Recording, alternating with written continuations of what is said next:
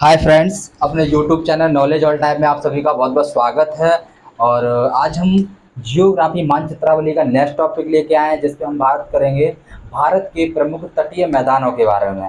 ठीक है। और जानेंगे उनकी क्या विशेषताएं होती हैं और उनको कितने पार्टों में डिवाइड किया गया है। तो अगर आप हमारे चैनल पर नए आए हैं तो चैनल को सब्सक्राइब करें, वीडियो को लाइक करें, ज़्यादा से ज़्यादा शेयर भी करें। तो चलिए स्टार्ट करते हैं। तो इसके लिए हम सबसे पहले इंडिया का मैप बनाएंगे। इससे पहले मैंने जो वीडियो बनाया उसमें पहले ही मैप बना लिया करता था, लेकिन आज मैं इसमें आपके सामने मैप बना के दिखाऊंगा। ठीक है।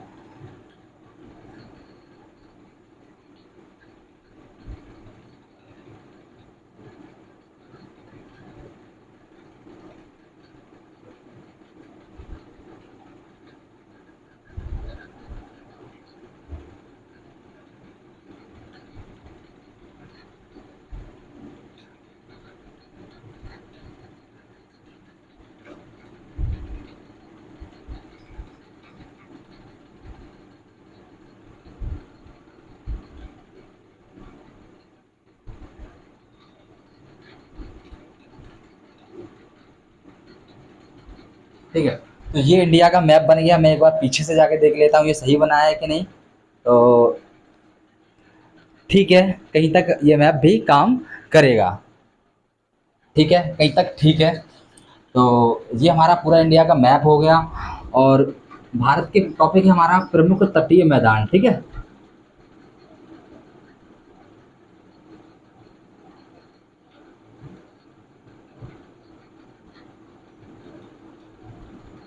प्रमुख तटीय मैदान।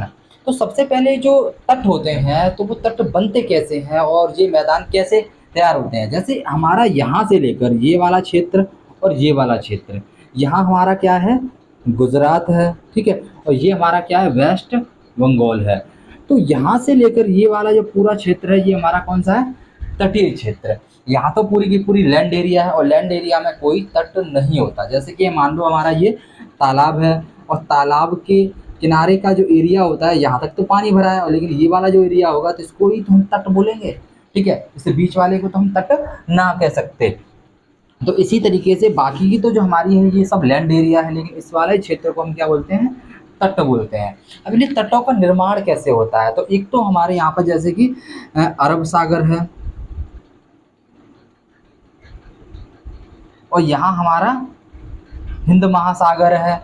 ठीक है। इस तरीके से जो सागर होते हैं तो सागरों का जो रेला होता है, जैसे तरंगे होती हैं, उन तरंगों के चलने से जो यहाँ पे मृदा लगी हुई होती है, यानी कि ये तो हमारा लैंड एरिया है और लैंड एरिया में जो अपर्दन होता है, निक्षेपण होता है, उससे क्या होता है कि यहाँ तट बन जाते हैं। जैसे कि मान लो ये कोई क्षेत्र है और इसमें अगर इस तरीके से अगर पानी का अगर प्रभाव पड़े, यानी पानी की जो लहरें आती हैं, तो उसका अगर प्रभाव पड़ेगा तो ये हमारी यहाँ की मिट्टी टूटेगी। और टूटने के बाद ये मिट्टी कुछ इस तरफ बिखरती जाएगी, बिखरने के बाद कुछ क्षेत्र बन जाएगा, उसी को हम क्या बोलते हैं, तट बोलते हैं। ठीक है। तो इसी तरीके से ये एक छोटे से आकार में, लेकिन जब बड़ा रूप ले लेता है उससे हम क्या, बहुत बड़ा हो जाता है। अब जैसे बड़े बड़े सागर हैं, ये हमारा समुद्र है, तो यहाँ तो बहुत बड़े बड़े तट हो जाएंगे। और दूसरा कारण इसका ये भी होता है, एक तो ये हो गया, दूसरा कारण ये होता है कि हमारे भारत में विभिन्न नदियां हैं, काफ़ी बड़ी बड़ी नदियां हैं, जैसे कि महानदी है और कृष्णा है, गोदावरी है, कावेरी है। ये जो नदियां हैं तो अपने यहाँ से मिट्टी, अवसाद, गाद वगैरह बहा के लेके आती हैं और यहाँ पर डेल्टाई एरिया बना देती हैं, डेल्टा टाइप का क्षेत्र बना देती हैं, और उसका भी निक्षेपण प्रदन हो जाता है। तो वहाँ से भी हमारे तटों का निर्माण होता है। तो ये हमारा हो गया तट के बारे में।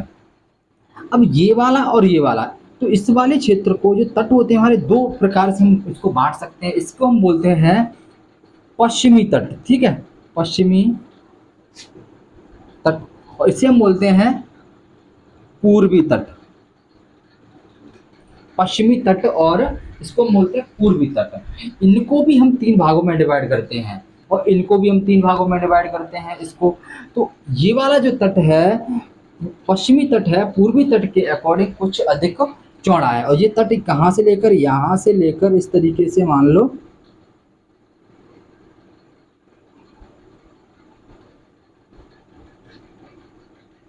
यहाँ तक ये फैला हुआ है। इसको मैं ऐसे ऐसे बना दे रहा हूँ, जैसे मान लो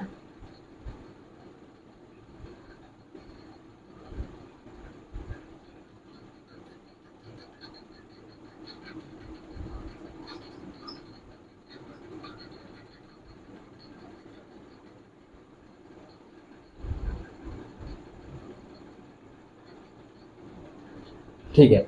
अब ये आपको बिल्कुल अच्छे से समझ में आ रहा होगा कि ये वाला जो एरिया है ये हमारा तटीय एरिया है, ठीक है। हमारी ये मेन एरिया है, ये तटीय एरिया हो गया। अब यहाँ से लेकर यहाँ तक ये हमारा मेन पॉइंट, यहाँ एक तमिलनाडु का शहर है जैसे हम जानते हैं कन्याकुमारी के नाम से। तो गुजरात से लेकर कन्याकुमारी तक ये पश्चिमी क्षेत्र में, गुजरात से लेकर कन्याकुमारी तक के एरिया को हम क्या बोलते हैं, पश्चिमी तट बोलते हैं। लेकिन पूर्व की साइड पर हमारे पश्चिम बंगाल से लेकर कन्याकुमारी तक के क्षेत्र को हम क्या बोलते हैं, पूर्वी तट बोलते हैं। ये वाला जो तट होता है, पश्चिमी तट होता है, पूर्वी तट के अकॉर्डिंग कुछ पतला होता है। यहाँ पे इसकी चौड़ाई कम है और यहाँ पर इसकी चौड़ाई ये आप देख सकते हैं कुछ ज़्यादा है। इसकी मैक्सिमम चौड़ाई एक जगह यहाँ पर है गुजरात के पास में, और यहाँ पर नर्मदा और ताप्ती दो नदियाँ हैं, उनका मुहाना जो डेल्टाई क्षेत्र है वहाँ लगभग इसकी 80 किलोमीटर मैक्सिमम चौड़ाई है, ठीक है। उसके बाद कहीं कम है कहीं ज़्यादा है, लेकिन मैक्सिमम ये है। और कारण क्या है कि यहाँ पे मैंने पिछली वीडियो में आपको बताया था कि नर्मदा और ताप्ती जो नदी हैं ये उल्टी बहती हैं और बाद बाकी जो पठारी क्षेत्र था उसमें उधर गिरती थी। तो इधर वो डेल्टाई क्षेत्र बनाते हैं, उससे मैदान बनता है, तो इस वजह से कुछ चौड़ा है इधर इधर। इसका जो पूरा एवरेज की अगर हम बात करें तो ये लगभग 120 किलोमीटर औसत चौड़ाई है। इससे भी कहीं ज़्यादा है 120 से, और कहीं 120 से कम है, लेकिन ये जो चौड़ाई है वो औसत चौड़ाई है। अब इसको हम 3 पार्टों में डिवाइड करेंगे, यहाँ से लेकर यहाँ तक, और एक क्षेत्र है हमारा यहाँ से लेकर यहीं से, और दूसरा क्षेत्र है यहाँ से लेकर यहाँ तक। इसको हम बोलते हैं काठियावाड़ काठियावाड़ा तटीय मैदान, ठीक है। काठियावाड़ा तटीय मैदान।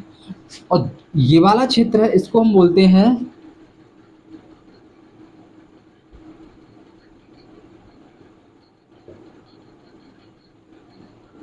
कोकड़ तट, ठीक है। और इस वाले क्षेत्र को हम बोलते हैं मालाबार तट, मालाबार तट। अब आपको याद रखना है, जैसे काठियावाड़ तट है ये हमारा यहाँ पर कच्छ, गुजरात का कच्छ है। कच्छ से लेकर यहाँ एक स्थान है जिसे हम बोलते हैं दमन, ठीक है। कच्छ से लेकर दमन तक जो एरिया है वहाँ तक हमारा कौन सा फैला हुआ है, काठियावाड़ तटीय मैदान, ठीक है। काठियावाड़ तटीय मैदान ये कच्छ से लेकर दमन तक है। और इसमें जो भी गुजरात के बड़े बड़े शहर हैं जैसे कि सूरत है, भावनगर है, जामनगर है, पोरबंदर है, सलाया है, ये बड़े बड़े शहर हैं वो इसी बीच में आ जाते हैं। इम्पोर्टेंट बंदरगाह भी इसी बीच में आ जाते हैं। और यहाँ पर इस वाले क्षेत्र में सबसे अधिक, भारत में जितना भी नमक उत्पादन होता है सबसे अधिक जो नमक उत्पादन होता है वो इसी वाले क्षेत्र से होता है। इसके बाद है हमारा ये वाला क्षेत्र यहाँ। अब यही यही एक तरीके से ये वाला एक ही पॉइंट है, दमन। तो दमन से लेकर यहाँ पर एक क्षेत्र है गोवा, ठीक है। दमन से लेकर गोवा, तो इस वाले पूरी एरिया को, दमन से लेकर गोवा तक के एरिया को हम क्या बोलते हैं, कोकड़ तट बोलते हैं। फिर से याद रखो, कच्छ, यहाँ पर एक क्षेत्र है कच्छ, मैं संगी संग लिख दे रहा हूँ, ठीक। कच्छ से लेकर दमन तक काठियावाड़ी तटीय मैदान, दमन से लेकर गोवा तक कोकड़ तटीय मैदान या कोकड़ तट बोलते हैं। और ये काफ़ी वर्षा होती है यहाँ पर, ठीक है। और वर्षा होने की वजह से यहाँ पर आम और चावल की खेती बहुत ही ज़्यादा की जाती है। इसके बाद है हमारा, बस हमें तो नाम याद रखने हैं, मेनली चीज़ ये है। इसके बाद है हमारा गोवा से लेकर यहाँ ये वाला क्षेत्र है जिसे हम बोलते हैं कन्याकुमारी, ये तमिलनाडु का है। तो इसको हम बोलते हैं मालाबार तट, ठीक है, मालाबार तट। और यहाँ से ये गोवा पूरा का पूरा केरल इसी के अंतर्गत आ जाता है। केरल के बहुत सारे शहर हैं, इसकी इसी क्षेत्र की, इसी मैदानी भाग की दो मुख्य झीलें हैं जिसका नाम है एक अष्टमुडी झील और एक का नाम है वेम्बनाड झील, और ये दोनों ही इस एरिया की मुख्य झीलें हैं। तो इसको हम मालाबार तट के नाम से जानते हैं। और यहाँ पर आपको एक और नोट पॉइंटेड बात यह है कि यहाँ से लेकर यहाँ तक का कुछ हिस्सा है, इसे हम कन्नड़ तट के नाम से भी जानते हैं, कन्नड़ तट, ठीक है।